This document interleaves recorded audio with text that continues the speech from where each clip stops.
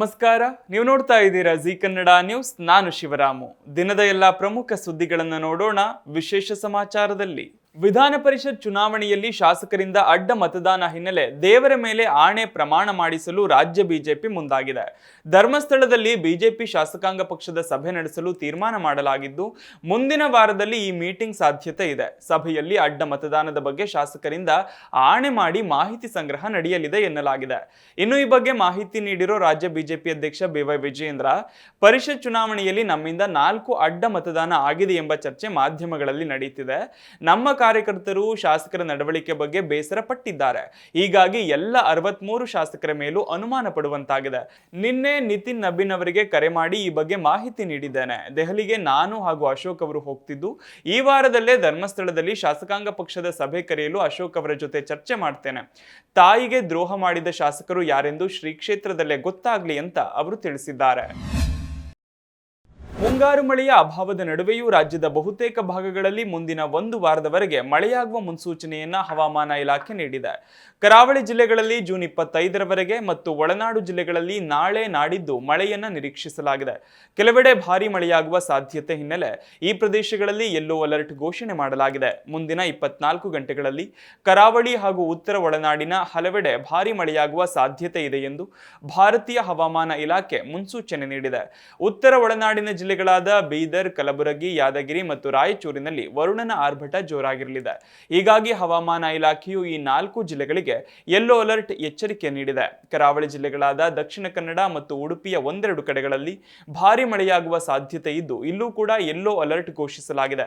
ಇನ್ನುಳಿದಂತೆ ಉತ್ತರ ಕನ್ನಡ ಜಿಲ್ಲೆಯ ಬಹುತೇಕ ಭಾಗಗಳಲ್ಲಿ ಸಾಧಾರಣದಿಂದ ಉತ್ತಮ ಮಳೆಯಾಗುವ ನಿರೀಕ್ಷೆ ಇದೆ. ರಾಜಧಾನಿ ಬೆಂಗಳೂರು ಸೇರಿದಂತೆ ದಕ್ಷಿಣ ಒಳನಾಡಿನ ಜಿಲ್ಲೆಗಳಲ್ಲಿ ಮುಂಗಾರು ತುಸು ನಿಧಾನವಾಗಿದ್ದು, ಹಗುರದಿಂದ ಸಾಧಾರಣ ಮಳೆಯಾಗುವ ಸಾಧ್ಯತೆ ಇದೆ. ಬಹುನಿರೀಕ್ಷಿತ ಟಾಕ್ಸಿಕ್ ಸಿನಿಮಾ ಯಾವಾಗ ರಿಲೀಸ್ ಆಗಲಿದೆ ಅಂತ ಕೇಳ್ತಿದ್ದ ಅಭಿಮಾನಿಗಳಿಗೆ ಈಗ ಉತ್ತರ ಸಿಕ್ಕಿದೆ. ಯಶ್ ನಟನೆಯ ಈ ಸಿನಿಮಾದ ಬಿಡುಗಡೆ ದಿನಾಂಕ ಈಗಾಗಲೇ 2 ಬಾರಿ ಮುಂದೂಡಿಕೆಯಾಗಿತ್ತು. ಅಂತಿಮವಾಗಿ ಟಾಕ್ಸಿಕ್ ಸಿನಿಮಾವನ್ನ ಇದೇ ವರ್ಷ ಆಗಸ್ಟ್ 26ರಂದು ರಿಲೀಸ್ ಮಾಡಲು ಚಿತ್ರತಂಡ ನಿರ್ಧರಿಸಿದೆ. ಈ ಸಿನಿಮಾಗೆ ಗೀತು ಮೋಹನ್ ದಾಸ್ ಅವರು ನಿರ್ದೇಶನ ಮಾಡ್ತಿದ್ದಾರೆ. KVN ಪ್ರೊಡಕ್ಷನ್ ಸಂಸ್ಥೆಯು ನಿರ್ಮಾಣ ಮಾಡ್ತಿದೆ. ಯಶ್ ಜೊತೆ ರುಕ್ಮಿಣಿ ವಸಂತ್, ಕಿಯಾರಾ ಅಡ್ವಾಣಿ ಸೇರಿ ಹಲವರು ಅಭಿನಯಿಸುತ್ತಿದ್ದಾರೆ. ಯಶ್ ಅವರಿಗೆ ಟಾಕ್ಸಿಕ್ ಬಹಳ ಮುಖ್ಯವಾದ ಸಿನಿಮಾ.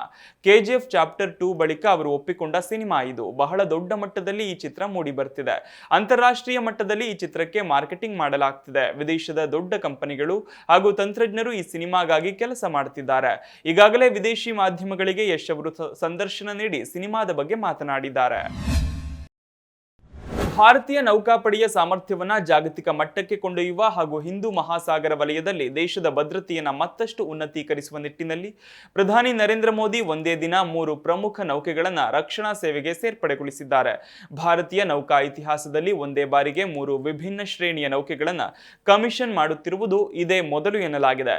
ಈ ಸಂದರ್ಭದಲ್ಲಿ ಮಾತನಾಡಿದ ಪ್ರಧಾನಿ, ಈ 3 ನೌಕೆಗಳು ಕೇವಲ ಸಮುದ್ರದ ಮೇಲಿನ ಶಕ್ತಿಯಲ್ಲ, ಇವು ಭಾರತದ ಆತ್ಮನಿರ್ಭರತೆ ಮತ್ತು ತಾಂತ್ರಿಕ ಪ್ರಗತಿ ಪ್ರತೀಕ ಎಂದು ಬಣ್ಣಿಸಿದ್ರು. ಯಾವ ದೇಶದ ಕಡಲ ಶಕ್ತಿಯು ಬಲವಾಗಿರುತ್ತದೆಯೋ ಆ ದೇಶವು ಬಲಿಷ್ಠ ಆರ್ಥಿಕ ಮತ್ತು ಕಾರ್ಯತಂತ್ರದ ಪ್ರಭಾವವನ್ನು ಹೊಂದಿರುತ್ತದೆ ಹಾಗೂ ಭಾರತವು ಈ ವಾಸ್ತವವನ್ನು ಚೆನ್ನಾಗಿ ಅರ್ಥ ಮಾಡಿಕೊಂಡಿದೆ. ಭಾರತ ಇದಕ್ಕಾಗಿ ತನ್ನನ್ನು ಸಿದ್ಧಪಡಿಸಿಕೊಳ್ಳುತ್ತಿದೆ. ಹಾಗೆಯೇ ಇಂದಿನ ದಿನವು ನಮ್ಮ ಸಾಮರ್ಥ್ಯಗಳು ಹಾಗೂ ನಮ್ಮ ಕೌಶಲ್ಯಗಳಿಗೆ ಸಾಕ್ಷಿಯಾಗಿದೆ ಎಂದಿದ್ದಾರೆ. ಷೇರು ಮಾರುಕಟ್ಟೆಯ ಆಪ್ಷನ್ಸ್ ಟ್ರೇಡಿಂಗ್ನಲ್ಲಿ ಉಂಟಾದ ಭಾರೀ ನಷ್ಟದಿಂದ ಪಾರಾಗಲು ಗುಜರಾತ್ನ ಸೂರತ್ ನಗರದ ಆಡಿಟರ್ ಒಬ್ಬ ಅಪಹರಣದ ನಾಟಕವಾಡಿರೋ ಘಟನೆ ನಡೆದಿದೆ. ಅಷ್ಟೇ ಅಲ್ಲದೆ ತನ್ನ ಕುಟುಂಬದವರ ಬಳಿಯೇ 50 ಲಕ್ಷ ರೂಪಾಯಿ ಬೇಡಿಕೆ ಇಟ್ಟಿದ್ದ ಆಘಾತಕಾರಿ ಘಟನೆ ಬೆಳಕಿಗೆ ಬಂದಿದೆ. ಆರೋಪಿಯನ್ನ ಸೂರತ್ನ ಮೋಟಾ ವರಾಚ ನಿವಾಸಿ ಜಿಗ್ನೇಶ್ ತಲವಿಯಾ ಎಂದು ಗುರುತಿಸಲಾಗಿದೆ. ಜೂನ್ 12ರಂದು ಈತ ನಾಪತ್ತೆಯಾಗಿದ್ದ. ಜಿಗ್ನೇಶ್ ನಾಪತ್ತೆಯಾದ ತಕ್ಷಣ ಆತನ ಪತ್ನಿ ಮೀನಾಕ್ಷಿ ಬೆನ್ ಪೊಲೀಸರಿಗೆ ದೂರು ನೀಡಿದ್ರು. ಇದರ ಬೆನ್ನಲ್ಲೇ ಅವರ ಕುಟುಂಬಕ್ಕೆ ಅಪಹರಣಕಾರರ ಹೆಸರಿನಲ್ಲಿ ಆತಂಕಕಾರಿ ಸಂದೇಶಗಳು ಬರಲಾರಂಭಿಸಿದ್ವು. 50 ಲಕ್ಷ ರೂಪಾಯಿ ನೀಡಬೇಕು, ಪೊಲೀಸರಿಗೆ ತಿಳಿಸಿದ್ರೆ ಜಿಗ್ನೇಶ್ನನ್ನ ಕೊಲ್ಲಲಾಗತ್ತೆ ಅಂತ ಬೆದರಿಸಲಾಗಿತ್ತು. ಜಿಗ್ನೇಶ್ನ ಕೈಕಾಲುಗಳನ್ನ ಕಟ್ಟಿಹಾಕಿ ಒತ್ತೆಯಾಳಾಗಿ ಇರಿಸಿರುವಂತಹ ವಿಡಿಯೋ ಒಂದು ಕೂಡ ಕುಟುಂಬಕ್ಕೆ ತಲುಪಿತ್ತು. ಹಣ ನೀಡದಿದ್ರೆ ಹೆಣ ಕಳಿಸೋದಾಗಿ ಮತ್ತೊಂದು ವಿಡಿಯೋ ಬಂದಾಗ ಕುಟುಂಬಸ್ಥರು ನಿಜವಾದ ಅಪಹರಣ ಎಂದೇ ನಂಬಿದ್ರು. ಸೂರತ್ ಡಿಸಿಪಿ ಅಲೋಕ್ ಕುಮಾರ್ ಜಾಲಾ ನೇತೃತ್ವದಲ್ಲಿ ಗುಜರಾತ್ ಮತ್ತು ಮಧ್ಯಪ್ರದೇಶದಾದ್ಯಂತ CCTV ಹಾಗೂ ತಾಂತ್ರಿಕ ಕಣ್ಗಾವಲು ಕಾವಲು ಮೂಲಕ ಪೊಲೀಸರು ಬಲೆ ಬೀಸಿದ್ರು. ಜೂನ್ 15ರಂದು ಗೋಧ್ರಾದ ಶಿವ್ ಹೋಟೆಲ್ ಮೇಲೆ ದಾಳಿ ನಡೆಸಿದಾಗ ಜಿಗ್ನೇಶ್ ಯಾವುದೇ ಹಾನಿ ಇಲ್ಲದೆ ಆರಾಮವಾಗಿ ಇರೋದು ಪತ್ತೆಯಾಗಿದೆ. ವಿಚಾರಣೆ ನಡೆಸಿದಾಗ ಜಿಗ್ನೇಶ್ ತನ್ನದೇ ಅಪಹರಣದ ಪ್ಲಾನ್ ರೂಪಿಸಿದ್ದಾಗಿ ಒಪ್ಪಿಕೊಂಡಿದ್ದಾನೆ. ಯಾರದೇ ಸಹಾಯ ಇಲ್ಲದೆ ತಾನೇ ಹೇಗೆ ಕೈಕಾಲುಗಳನ್ನು ಕಟ್ಟಿ ಹಾಕೊಂಡು ಮೊಬೈಲ್ ಮೂಲಕ ವಿಡಿಯೋ ರೆಕಾರ್ಡ್ ಮಾಡಿಕೊಂಡೆ ಅನ್ನೋದನ್ನು ಕೂಡ ಪೊಲೀಸರ ಎದುರು ಆತ ಸ್ವತಃ ಪ್ರದರ್ಶಿಸಿ ತೋರಿಸಿದ್ದಾನೆ.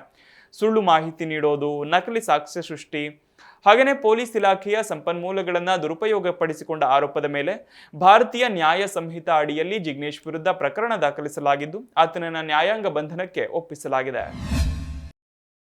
ಮಹಾರಾಷ್ಟ್ರದ ಪರ್ಭಾನಿ ಜಿಲ್ಲೆಯ ದೇವಸ್ಥಾನವೊಂದರಲ್ಲಿ ನಿರ್ಮಾಣ ಹಂತದಲ್ಲಿದ್ದ ಸಭಾ ಮಂಟಪದ ಚಾವಣಿ ಕುಸಿದು ಬಿದ್ದ ಪರಿಣಾಮ 6 ಜನರು ಸಾವನ್ನಪ್ಪಿದ್ದಾರೆ. ಸುಮಾರು 40 ಭಕ್ತರು ಗಾಯಗೊಂಡಿದ್ದಾರೆ. ಮಾರುತಿ ದೇವಸ್ಥಾನದಲ್ಲಿ ನಿರ್ಮಾಣ ಹಂತದಲ್ಲಿದ್ದ ಸಭಾ ಮಂಟಪದ ಚಾವಣಿ ಕುಸಿದು ಬಿದ್ದಿದೆ. ಇದರ ಪರಿಣಾಮವಾಗಿ ಹಲವಾರು ಭಕ್ತರು ಅವಶೇಷಗಳ ಅಡಿಯಲ್ಲಿ ಸಿಲುಕಿಕೊಂಡಿದ್ದಾರೆ. ಶನಿವಾರವಾದ್ದರಿಂದ ದೇವಸ್ಥಾನದ ಆವರಣದಲ್ಲಿ ಭಾರಿ ಸಂಖ್ಯೆಯಲ್ಲಿ ಭಕ್ತರು ಜಮಾಯಿಸಿದ್ದಾಗ ಈ ಘಟನೆ ಸಂಭವಿಸಿದೆ. ಸಾವು ಅಥವಾ ಗಾಯಾಳುಗಳ ಸಂಖ್ಯೆಗೆ ಸಂಬಂಧಿಸಿದಂತೆ ಅಧಿಕಾರಿಗಳು ಇನ್ನೂ ಯಾವುದೇ ಅಧಿಕೃತ ದೃಢೀಕರಣವನ್ನ ಬಿಡುಗಡೆ ಮಾಡಿಲ್ಲ. ಆದರೆ ಹಲವಾರು ಜನರು ಗಂಭೀರವಾಗಿ ಗಾಯಗೊಂಡಿದ್ದಾರೆ ಎನ್ನಲಾಗಿದ್ದು ಚಿಕಿತ್ಸೆಗಾಗಿ ಹತ್ತಿರದ ಆಸ್ಪತ್ರೆಗಳಿಗೆ ದಾಖಲಿಸಲಾಗಿದೆ. ಕಟ್ಟಡ ಕುಸಿದ ವಿಷಯ ತಿಳಿಯುತ್ತಿದ್ದಂತೆ ಜಿಲ್ಲಾಡಳಿತದ ಅಧಿಕಾರಿಗಳು, ಪೊಲೀಸ್ ಸಿಬ್ಬಂದಿ ಮತ್ತು ತುರ್ತು ಸ್ಪಂದನಾ ತಂಡಗಳು ಸ್ಥಳಕ್ಕೆ ಧಾವಿಸಿ ರಕ್ಷಣಾ ಕಾರ್ಯಾಚರಣೆಯನ್ನ ಆರಂಭಿಸಿದ್ವು. ಪ್ರಧಾನಿ ನರೇಂದ್ರ ಮೋದಿ ಅವರು ಈ ಘಟನೆಗೆ ತೀವ್ರ ಸಂತಾಪ ವ್ಯಕ್ತಪಡಿಸಿದ್ದು ದುರಂತದಿಂದ ಮೃತಪಟ್ಟವರ ಕುಟುಂಬಗಳಿಗೆ ಸಂತಾಪ ಸೂಚಿಸಿದ್ದಾರೆ. ಪ್ರಧಾನಮಂತ್ರಿ ಕಾರ್ಯಾಲಯ ಹಂಚಿಕೊಂಡಿರುವ ಸಂದೇಶದಲ್ಲಿ ಈ ಅಪಘಾತದಲ್ಲಿ ಜೀವಹಾನಿಯಾಗಿರುವುದು ತೀವ್ರ ಆಘಾತ ತಂದಿದೆ ಎಂದು ಅವರು ಹೇಳಿದ್ದಾರೆ. ಮೃತರ ಕುಟುಂಬಗಳಿಗೆ ಅವರು ತಮ್ಮ ಸಾಂತ್ವನವನ್ನು ತಿಳಿಸಿದ್ದಾರೆ. ಗಾಯಗೊಂಡವರು ಶೀಘ್ರವಾಗಿ ಚೇತರಿಸಿಕೊಳ್ಳಲಿ ಎಂದು ಹಾರೈಸಿದ್ದಾರೆ. ಅಮೆರಿಕ ಅಧ್ಯಕ್ಷ ಡೊನಾಲ್ಡ್ ಟ್ರಂಪ್ ಜಾಗತಿಕ ವ್ಯಾಪಾರ ವಲಯಕ್ಕೆ ದೊಡ್ಡ ಸಮಾಧಾನಕರ ಸುದ್ದಿ ನೀಡಿದ್ದಾರೆ. ಇರಾನ್ ಜೊತೆಗಿನ ಪ್ರಸ್ತುತ 60 ದಿನಗಳ ಕದನ ವಿರಾಮದ ಅವಧಿಯಲ್ಲಿ ಜಗತ್ತಿನ ಪ್ರಮುಖ ಸಮುದ್ರ ಮಾರ್ಗವಾದ ಹಾರ್ಮುಜ್ ಜಲಸಂಧಿಯನ್ನು ಬಳಸುವ ವಾಣಿಜ್ಯ ಹಡಗುಗಳಿಗೆ ಯಾವುದೇ ಹೆಚ್ಚುವರಿ ಸುಂಕ ಅಥವಾ ಟೋಲ್ ವಿಧಿಸುವುದಿಲ್ಲ ಎಂದು ಟ್ರಂಪ್ ಸ್ಪಷ್ಟಪಡಿಸಿದ್ದಾರೆ. ಕದನ ವಿರಾಮದ 60 ದಿನಗಳ ಅವಧಿಯಲ್ಲಿ ಮತ್ತು ಆ ಅವಧಿ ಮುಗಿದ ನಂತರವೂ ಹಡಗುಗಳು ಯಾವುದೇ ಹೆಚ್ಚುವರಿ ಶುಲ್ಕವಿಲ್ಲದೆ ಮುಕ್ತವಾಗಿ ಓಡಾಡಬಹುದು. ಒಂದು ವೇಳೆ ಇರಾನ್ ಜೊತೆಗಿನ ವಿಶಾಲ ಶಾಂತಿ ಒಪ್ಪಂದದ ಮಾತುಕತೆಗಳು ವಿಫಲವಾದರೆ ಅಮೆರಿಕ ಭವಿಷ್ಯದಲ್ಲಿ ಕಠಿಣ ಸುಂಕಗಳನ್ನು ವಿಧಿಸುವುದಾಗಿ ಟ್ರಂಪ್ ಎಚ್ಚರಿಸಿದ್ದಾರೆ. ಟ್ರಂಪ್ ಅವರ ಈ ಹೇಳಿಕೆ ಹೊರಬೀಳುವ ಕೆಲವೇ ಗಂಟೆಗಳ ಮುನ್ನ ಇರಾನ್ ಮಿಲಿಟರಿ ಅಧಿಕಾರಿಗಳು ಹಾರ್ಮುಜ್ ಜಲಸಂಧಿಯನ್ನ ಮತ್ತೆ ಮುಚ್ಚುವುದಾಗಿ ಆಘಾತಕಾರಿ ಘೋಷಣೆ ಮಾಡಿದ್ದರು. ದಕ್ಷಿಣ ಲೆಬನಾನ್ನಲ್ಲಿ ಹಿಜ್ಬುಲ್ಲಾ ಸಂಘಟನೆಯನ್ನ ಗುರಿಯಾಗಿಸಿಕೊಂಡು ಇಸ್ರೇಲ್ ಸೇನೆ ನಿರಂತರವಾಗಿ ಭೀಕರ ವೈಮಾನಿಕ ದಾಳಿಗಳನ್ನು ಮುಂದುವರೆಸಿದೆ. ಅಮೆರಿಕ ತನ್ನ ಮಿತ್ರ ರಾಷ್ಟ್ರ ಇಸ್ರೇಲ್ ಅನ್ನು ತಡೆಯುವಲ್ಲಿ ಮತ್ತು ಒಪ್ಪಂದದ ಬದ್ಧತೆಗಳನ್ನು ಈಡೇರಿಸುವಲ್ಲಿ ವಿಫಲವಾಗಿದೆ ಎಂದು ಆರೋಪಿಸಿ ಇರಾನ್ ಜಲಸಂಧಿಯನ್ನ ಬಂದ್ ಮಾಡಲು ಮುಂದಾಗಿದೆ. ಇರಾನ್, ಇಸ್ರೇಲ್ ಮತ್ತು ಅಮೆರಿಕ ನಡುವೆ ಉದ್ವಿಗ್ನತೆ ಹೆಚ್ಚಾಗುತ್ತಿದ್ದು ಕದನ ವಿರಾಮ ಒಪ್ಪಂದ ಉಳಿಯುತ್ತದೆಯೇ ಅಥವಾ ಇಂಧನ ಮಾರುಕಟ್ಟೆ ಸಂಕಷ್ಟಕ್ಕೆ ಸಿಲುಕುತ್ತದೆಯೇ ಎಂದು ಜಗತ್ತಿನಾದ್ಯಂತದ ಸರ್ಕಾರಗಳು ತೀವ್ರ ಕಳವಳದಿಂದ ಗಮನಿಸುತ್ತಿವೆ. ಅಮೆರಿಕ ಮತ್ತು ಇರಾನ್ ನಡುವೆ ಇತ್ತೀಚೆಗೆ ಸಹಿ ಮಾಡಲಾದ 14 ಅಂಶಗಳ ತಾತ್ಕಾಲಿಕ ಒಪ್ಪಂದದ ವಿವರವನ್ನ ಆರಂಭದಲ್ಲಿ ರಹಸ್ಯವಾಗಿಟ್ಟಿದ್ದರ ಕಾರಣವನ್ನ ಅಮೆರಿಕದ ಉಪಾಧ್ಯಕ್ಷ ಜೆಡಿ ವ್ಯಾನ್ಸ್ ಬಹಿರಂಗಪಡಿಸಿದ್ದಾರೆ. ಪಾಕಿಸ್ತಾನದಂತಹ ದೇಶಗಳಲ್ಲಿ ಮಾಧ್ಯಮಗಳಿಗೆ ಸ್ವಾತಂತ್ರ್ಯವಿಲ್ಲ. ಅಲ್ಲಿನ ಮಾಧ್ಯಮಗಳು ಸರ್ಕಾರದ ನಿಯಂತ್ರಣದಲ್ಲಿರುತ್ತವೆ.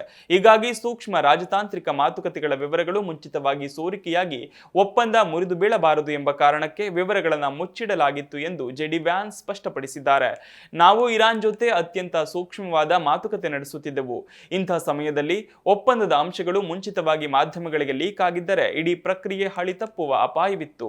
ಅದಕ್ಕಾಗಿಯೇ ಎಲ್ಲವೂ ಅಂತಿಮವಾಗುವವರೆಗೂ ವಿವರಗಳನ್ನು ಅತ್ಯಂತ ಗೌಪ್ಯವಾಗಿ ಇಡಲಾಗಿತ್ತು ಎಂದಿದ್ದಾರೆ. ಪಾಕಿಸ್ತಾನದಂತಹ ದೇಶಗಳಲ್ಲಿ ಅಮೆರಿಕ ಅಥವಾ ಇತರ ಪಾಶ್ಚಿಮಾತ್ಯ ದೇಶಗಳಂತೆ ಮಾಧ್ಯಮಗಳಿಗೆ ಸ್ವಾತಂತ್ರ್ಯವಿಲ್ಲ. ಅಲ್ಲಿ ಮಾಧ್ಯಮಗಳು ಸ್ವತಂತ್ರವಾಗಿ ಕೆಲಸ ಮಾಡಲು ಸಾಧ್ಯವಿಲ್ಲ. ಎಲ್ಲವನ್ನೂ ಅಲ್ಲಿನ ಸರ್ಕಾರ ಅಥವಾ ವ್ಯವಸ್ಥೆಯೇ ನಿಯಂತ್ರಿಸುತ್ತೆ. ಇಂಥ ಪರಿಸರದಲ್ಲಿ ಮುಕ್ತ ಚರ್ಚೆಗಿಂತ ಸರ್ಕಾರದ ನಿರೂಪಣೆಗಳೇ ಹೆಚ್ಚು ಪ್ರಚಾರ ಪಡೆಯುತ್ತವೆ. ಇಂಥ ಸೂಕ್ಷ್ಮ ವಲಯಗಳಲ್ಲಿ ನಮ್ಮ ರಾಜತಾಂತ್ರಿಕ ನಡೆಗಳನ್ನು ಅತಿ ಜಾಗರೂಕತೆಯಿಂದ ಇಡಬೇಕಾಗತ್ತೆ ಅಂತ ವ್ಯಾನ್ಸ್ ಹೇಳಿದ್ದಾರೆ.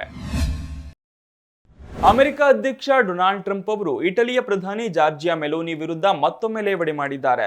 ಇತ್ತೀಚೆಗೆ ನಡೆದ G7 ಶೃಂಗಸಭೆಯಲ್ಲಿ ಮೆಲೋನಿ ಅವರು ನನ್ನೊಂದಿಗೆ ಸೆಲ್ಫಿ ತೆಗೆದುಕೊಳ್ಳಲು ಮತ್ತೆ ಮತ್ತೆ ನನ್ನ ಬೆನ್ನ ಹಿಂದೆ ಬಿದ್ದಿದ್ದರು ಎಂದು ಟ್ರಂಪ್ ಹಳೆಯ ಹೇಳಿಕೆಯನ್ನ ಪುನರುಚ್ಚರಿಸಿದ್ದಾರೆ. ಅಷ್ಟೇ ಅಲ್ಲದೆ ಮೆಲೋನಿ ನನ್ನೊಂದಿಗೆ ಮತ್ತೆ ಸ್ನೇಹ ಬೆಳೆಸಲು ಹಂಬಲಿಸುತ್ತಿದ್ದಾರೆ ಎಂದು ಟ್ರಂಪ್ ಲೇವಡಿ ಮಾಡಿದ್ದಾರೆ. ನಿನ್ನೆ ಕೂಡ ಟ್ರಂಪ್ ಇದೇ ಹೇಳಿಕೆ ನೀಡಿದ್ರು.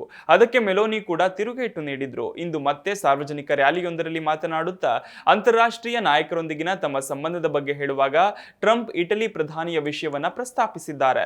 G7 ಶೃಂಗಸಭೆಯ ಸಂದರ್ಭದಲ್ಲಿ ಜಾರ್ಜಿಯಾ ಮೆಲೋನಿ ಅವರು ನನ್ನ ಬಳಿ ಬಂದು ಫೋಟೋಗಾಗಿ ಪದೇ ಪದೇ ಕೇಳ್ತಿದ್ರು. ರಾಜತಾಂತ್ರಿಕ ಶಿಷ್ಟಾಚಾರಗಳ ನಡುವೆಯೂ ಅವರು ನನ್ನೊಂದಿಗೆ ಸೆಲ್ಫಿ ಕ್ಲಿಕ್ಕಿಸಿಕೊಳ್ಳಲು ತೀವ್ರ ಆಸಕ್ತಿ ತೋರಿಸಿದ್ರು.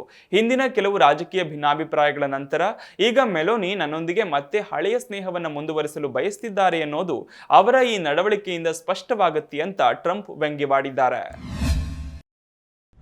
G7 ಶೃಂಗಸಭೆಯ ಫೋಟೋ ವಿವಾದಕ್ಕೆ ಸಂಬಂಧಿಸಿದಂತೆ ಟ್ರಂಪ್ ಅವರ ಅಹಂಕಾರಿ ಹೇಳಿಕೆಗಳಿಗೆ ತೀವ್ರ ಆಕ್ರೋಶ ವ್ಯಕ್ತಪಡಿಸಿರುವ ಮೆಲೋನಿ, ನಿಮ್ಮ ಸ್ನೇಹಿತೆಯಾಗಿರೋದ್ರಿಂದ ನನಗಂತೂ ಯಾವುದೇ ಸಹಾಯವಾಗಿಲ್ಲ. ನಿಮ್ಮ ಜೊತೆಗಿನ ಸ್ನೇಹದಿಂದ ನನಗೆ ಜನಪ್ರಿಯತೆಯೂ ಬಂದಿಲ್ಲ. ನನ್ನ ಜನಪ್ರಿಯತೆಯ ಬಗ್ಗೆ ಚಿಂತಿಸೋದು ನಿಮಗೆ ಬೇಡದ ಕೆಲಸ ಅಂತ ಟ್ರಂಪ್ಗೆ ನೇರವಾಗಿಯೇ ಖಡಕ್ ಉತ್ತರ ನೀಡಿದ್ದಾರೆ. ನಿಮ್ಮ ಕೆಲಸ ಏನಿದೆಯೋ ಅದನ್ನ ನೀವು ನೋಡ್ಕೊಳ್ಳಿ. ಇಟಲಿಯಲ್ಲಿ ನನ್ನ ಜನಪ್ರಿಯತೆ ಎಷ್ಟಿದೆ ಅನ್ನೋದು ನಿಮಗೆ ಸಂಬಂಧಿಸದ ವಿಷಯವಲ್ಲ. ನನ್ನ ದೇಶದ ಜನರಿಗೆ ನನ್ನ ಮೇಲೆ ವಿಶ್ವಾಸವಿದೆ ಅಂತ ಮೆಲೋನಿ ತೀಕ್ಷ್ಣ ಪ್ರತಿಕ್ರಿಯಿಸಿದ್ದಾರೆ. ನಿಮ್ಮೊಂದಿಗೆ ಆಪ್ತವಾಗಿ ಇರೋದ್ರಿಂದ ಇಟಲಿಗೆ ಅಥವಾ ನನಗೆ ಯಾವುದೇ ವೈಯಕ್ತಿಕ ಲಾಭವಾಗಿಲ್ಲ. ಹಾಗಾಗಿ ನಾನೇಕೆ ನಿಮ್ಮ ಸ್ನೇಹಕ್ಕಾಗಿ ಹಂಬಲಿಸಲಿ ಅಂತ ಮೆಲೋನಿ ಪ್ರಶ್ನಿಸಿದ್ದಾರೆ. ಇಟಲಿಯ ನೀತಿಗಳ ಕುರಿತಾದ ಟ್ರಂಪ್ ಕಾಮೆಂಟ್ಗಳಿಗೆ ತಿರುಗೇಟು ನೀಡಿದ ಮೆಲೋನಿ, ದೇಶಕ್ಕೆ ಸಂಬಂಧಿಸಿದ ನಿರ್ಧಾರಗಳನ್ನು ಯಾವಾಗಲೂ ರಾಷ್ಟ್ರೀಯ ಹಿತಾಸಕ್ತಿಗಳ ಆಧಾರದ ಮೇಲೆಯೇ ತೆಗೆದುಕೊಳ್ಳಲಾಗುತ್ತೆ. ಇಟಲಿ ಎಂದಿಗೂ ಒಂದು ಸಾರ್ವಭೌಮ ರಾಷ್ಟ್ರವಾಗಿದೆ. ಏನೇ ಆದರೂ ನನ್ನ ಜನಪ್ರಿಯತೆಯ ಬಗ್ಗೆ ಚಿಂತಿಸೋದು ನಿಮಗೆ ಬೇಡದ ಕೆಲಸ. ಅದರ ಬದಲು ನೀವು ನಿಮ್ಮ ಜನಪ್ರಿಯತೆಯ ಕಡೆಗೆ ಗಮನ ಹರಿಸೋದು ಒಳ್ಳೆಯದು ಅಂತ ಮೆಲೋನಿ ಕಿಡಿಕಾರಿದ್ದಾರೆ. ಇದಿಷ್ಟು ಈ ದಿನದ ಪ್ರಮುಖ ಸುದ್ದಿ. ನೋಡ್ತಾ ಇರಿ ಜಿ ಕನ್ನಡ ನ್ಯೂಸ್, ಸತ್ಯವೇ ಸುದ್ದಿಯ ಜೀವಾಳ.